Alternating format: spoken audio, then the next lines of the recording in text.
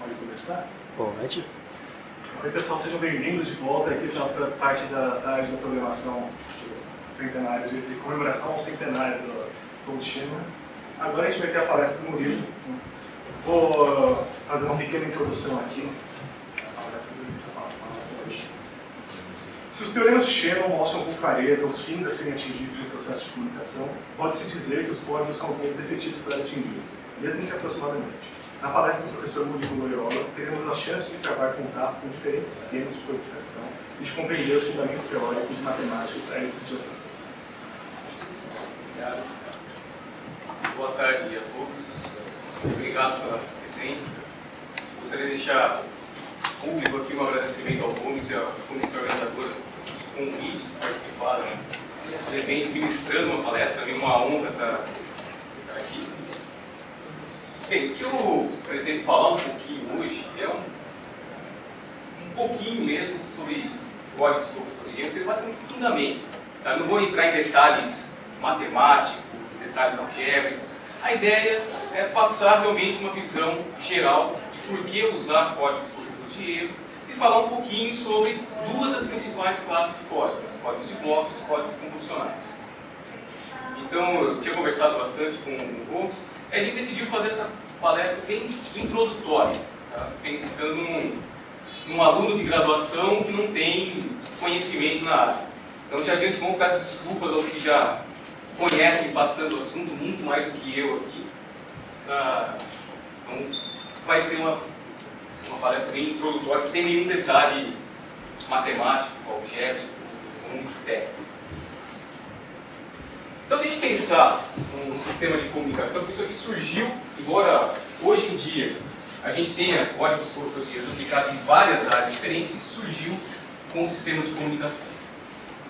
Então, o objetivo de qualquer sistema de comunicação é transmitir informação.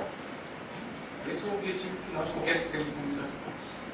E a cada dia que passa, aumenta a busca aí, a gente construir sistemas que a gente consiga cada vez mais transmitir com taxas elevadas, a gente procura cada vez mais aumentar a taxa de transmissão e, ao mesmo tempo, melhorar a qualidade. E aqui, qualidade, eu estou me referindo à taxa de erro, probabilidade de erro. A gente poderia quantificar a qualidade de um sinal transmitido de várias formas, mas aqui a gente vai se concentrar nessa métrica que é a probabilidade de erro. Bem, esses dois objetivos, de aumentar a taxa de transmissão e melhorar a qualidade, muitas vezes são conflitantes. Muitas vezes, aumentar a taxa significa que vai perder um pouquinho de qualidade. Então, só para a gente ilustrar um pouquinho isso, só pegar aqui.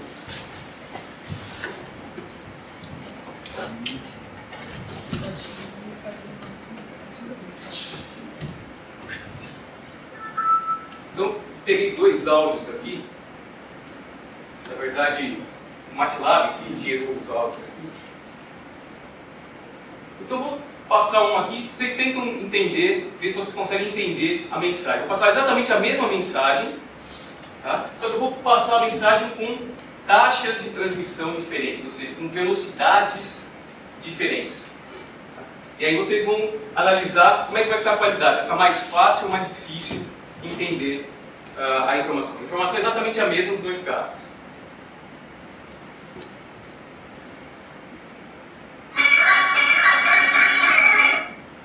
Vocês conseguiram entender alguma coisa? Agora eu vou pegar exatamente a mesma informação e vou transmitir essa informação com uma taxa menor, uma velocidade mais baixa.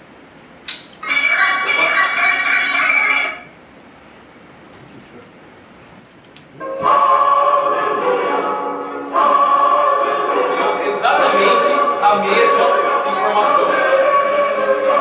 Nesse segundo áudio e no primeiro. Exatamente a mesma. Só que foi mais fácil a gente identificar essa informação, recuperar a informação onde? Nesse segundo áudio.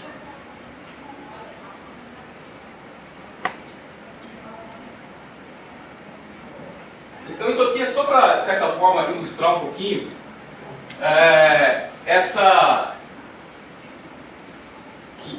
atingir esses dois objetivos simultaneamente fica complicado. Então, quando a gente aumenta a taxa de transmissão, se a gente aumentar isso sem nenhum critério, indefinidamente, a gente vai perder qualidade.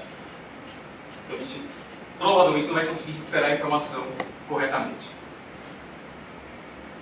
Então, a pergunta que a gente pode ter é: será que existe algum limite para fazer isso? Será que como a gente percebeu nesses áudios que eu mostrei aqui, se a gente aumentar indefinidamente a taxa de transmissão, tem uma hora que a gente não vai conseguir entender mais, não vai conseguir recuperar a informação. Então a grande pergunta é: será que tem algum limite? Será que existe uma taxa máxima que eu consiga transmitir e mesmo assim consiga recuperar a informação corretamente lá no receptor? Então, a resposta para isso aqui é sim, existe um limite. E quem deu esse limite para a gente foi o Shannon. Está com o teorema, segundo o teorema dele, teorema de codificação do canal, o teorema do canal ruidoso, transmissão de canal ruidoso. Então, basicamente, o que esse teorema fala, o Shannon fala desse teorema, é que se a gente transmitir informação numa taxa abaixo de um limite lá, que é chamado de capacidade do canal, a gente consegue, vai existir um esquema que vai permitir que a gente transmita uma probabilidade de erro tão pequena quanto a gente deseja lá no receptor. Então, um mecanismo fundamental aí, que ele foi, o Sr. Matos comentou na palestra de manhã, é a existência do mecanismo de controle de erro, de correção de erros. Então, lá no artigo dele, ele fala de usar códigos aleatórios, com comprimento infinito. Então, são esquemas elegantes que servem para mostrar que vai existir um código, mas que não são esquemas práticos, a gente implementar no hardware que a gente usa hoje em dia, no celular, no computador.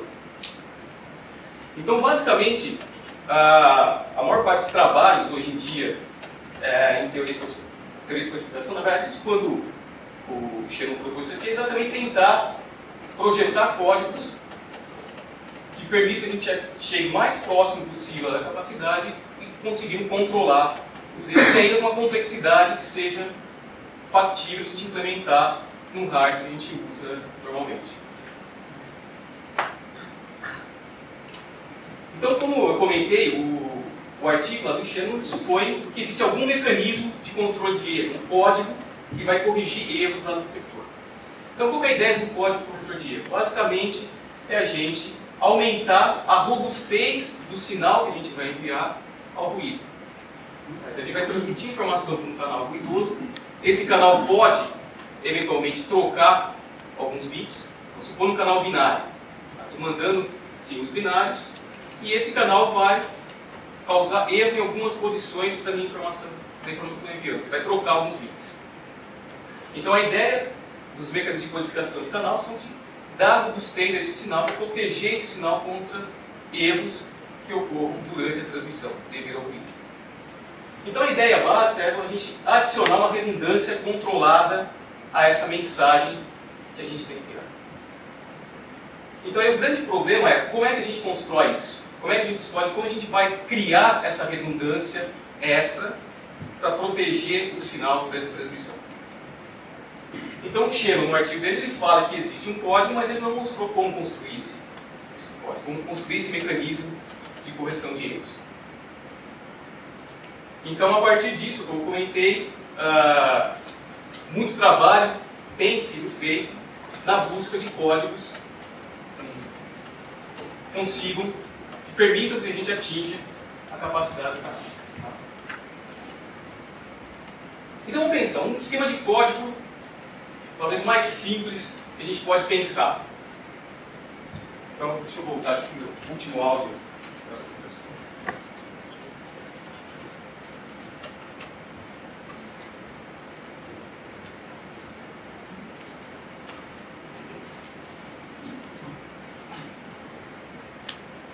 Deixa eu só achar onde está.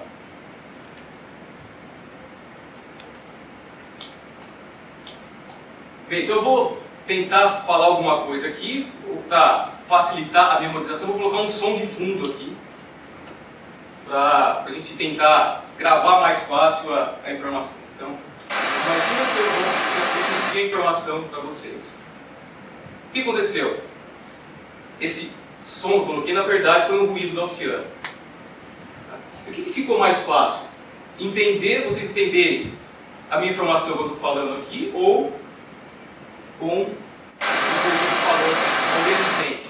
Você não vai sofrer isso? Oi? Você não vai sofrer? Não vou. Tá bom. Bem, se o ruído ajudar a compreender um pouco mais, melhor.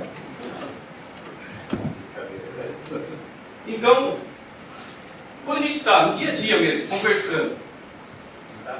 Uma pessoa tentando passar informação para outra. Eventualmente, como nesse caso, tem um ruído de fundo, tem o pessoal da bateria tocando aqui atrás. A gente não consegue recuperar essa informação. Numa conversa informal, o que a gente faz? A gente pede para a pessoa repetir. Então esse é o sistema mais simples de codificação que a gente pode ter, para acrescentar redundância ao sinal. Né? É o chamado código de repetição. Então é pegar a informação e simplesmente mandar repetir aquela informação várias vezes. Então eu posso pegar, por exemplo, um esquema de comunicação binário, se chega um bit 1 lá no codificador, eu vou mandar, por exemplo, 3 bits 1 em sequência. Eu vou repetir aquele meu bit de informação mais 2 vezes. Então esse seria o mecanismo mais simples de código corretor de erro, o mecanismo de código de repetição. Então qual é a vantagem dele? Ele é extremamente simples de implementar. Tanto a codificação, que é simplesmente repetir um bit, e a decodificação. Um mecanismo de decodificação muito simples dele seria simplesmente a gente pegar o nosso bloquinho que chegou lá no receptor, contar, olha, quantos bits 1 eu tenho e quantos 0 eu tenho. Aquele que tiver maior número é a decisão que eu vou tomar. Então seria um mecanismo muito simples de codificação e decodificação. Mas ele tem uma desvantagem. Qual seria essa desvantagem? Dizer que eu estou usando uma parcela muito grande do meu tempo de transmissão para mandar informação redundante, não informação útil. Então, ele é ineficiente aqui, então estou em relação à quantidade de informação útil que eu transmito numa certa unidade de tempo. Então, embora ele seja simples e fácil de implementação, ele tem esse problema. Então, daí, a gente pode pensar em vários outros mecanismos para tentar ainda fornecer robustez ao sinal, mas com códigos mais eficientes. Ou seja, eu consigo corrigir a mesma quantidade de erros aqui, só que usando uma quantidade menor de redundância. Então, a gente pode pensar em duas classes de códigos aí que tentam fazer isso aqui. Tentam resolver esse problema. Então são os códigos de bloco e os códigos convolucionais.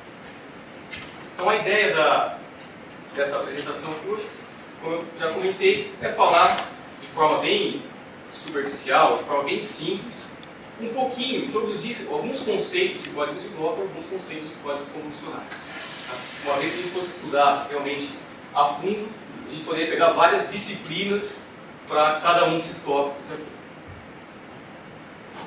Então, algumas aplicações que a gente encontra códigos corretores de erro hoje em dia. Como eu falei no começo da apresentação, isso surgiu com sistemas de comunicação. Mas hoje em dia, além dos sistemas de celular, Wi-Fi, que usam códigos convolucionais, a gente tem códigos convolucionais, códigos corretores de erro, a gente tem códigos aplicados em memórias de computador. Não sei se todo mundo já ouviu falar das memórias ECC. Então são memórias de computador que têm códigos corretores de erro. Mecanismos de gravação magnética, HD, CD, DVD. Então várias vezes a gente tem lá um CD todo riscado, a gente põe lá e consegue escutar a música ainda, mesmo um monte de risco que tem no CD. Isso, em parte, é graças à existência do código corretor de erro. A informação que está lá gravada está codificada. TV digital também, o sistema brasileiro de TV digital, também usa esquemas de codificação, esquemas de controle de correção de erros. As sondas que vão lá para Marte, Júpiter, vão tirando foto, mandando foto para cá, essas fotos também são codificadas. Então, várias aplicações, coisas que a gente encontra no dia a dia, mesmo sem a gente perceber, tem algum mecanismo de correção de erro incorporado. Então, de uma forma bem simples, tá? Sem entrar em muitos detalhes, a gente pode dizer que os códigos de bloco, contando comparação entre os dois, bem, como o próprio nome sugere, os códigos de bloco vão trabalhar com blocos de informação. Então a informação está chegando continuamente, eu vou preencher um certo buffer, um certo bloquinho, e assim que eu preencher aquele bloco, eu codifico todo mundo de uma vez. Então eu estou pegando um bloco, codificando e gerando um outro bloco codificado. Já os códigos convolucionais, eles podem trabalhar um pouco, eles podem trabalhar codificando sequências contínuas de bits. Então, à medida que os bits vão chegando, eu já vou produzindo o sinal codificado. Tá? Eu não preciso preencher um bloco, pegar um bloco inteiro para depois codificar. Mas eu posso codificar continuamente.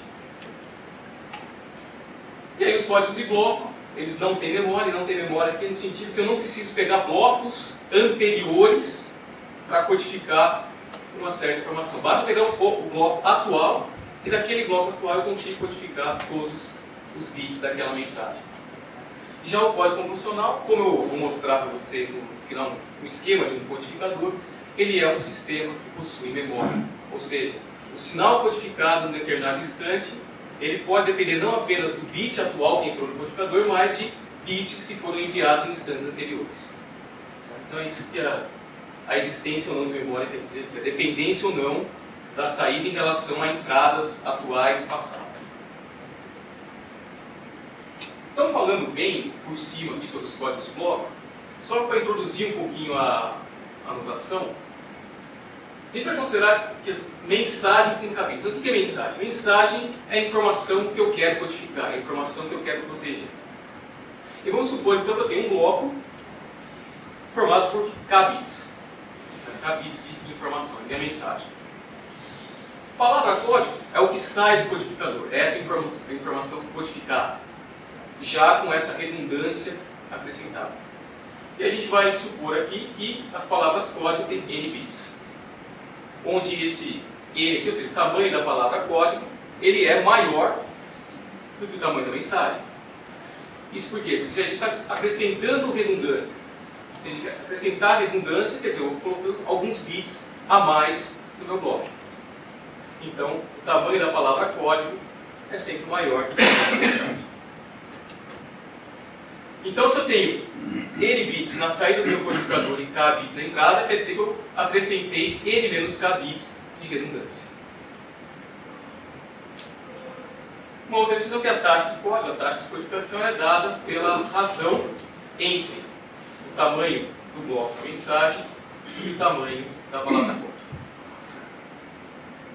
Uma outra noção que é bastante usada é a noção de distância mínima. Então, o código, como a gente vai ver daqui a pouco, ele basicamente é um conjunto de palavras código. É um conjunto de bloquinhos aqui codificados. E a gente pode pegar cada uma dessas palavras código e medir, quer dizer, estabelecer uma métrica entre cada uma dessas palavras código. Então, uma métrica usual de a gente trabalhando com blocos binários, ou seja, informação só pode ser 0 1, a gente trabalhar com a distância de RAM. Ou seja, quantos bits diferentes eu tenho entre duas palavras código quaisquer. Então, um parâmetro de interesse no projeto, na utilização de códigos, é a distância mínima.